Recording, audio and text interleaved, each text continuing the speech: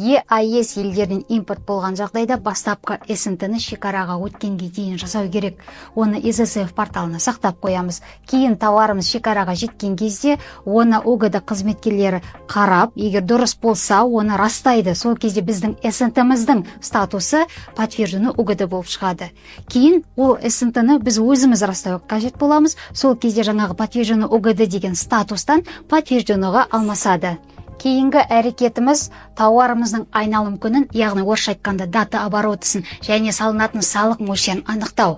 Тауарымыздың айналым күнін салық кодексінің 442 бабына, ал салынатын салықтың мөлшерін 444 бабы бойынша анықтаймыз. Импорт тауарымызды алып болғаннан кейін келесі айдың 20-сына дейін біз 328 форманы тапсыру керек боламыз.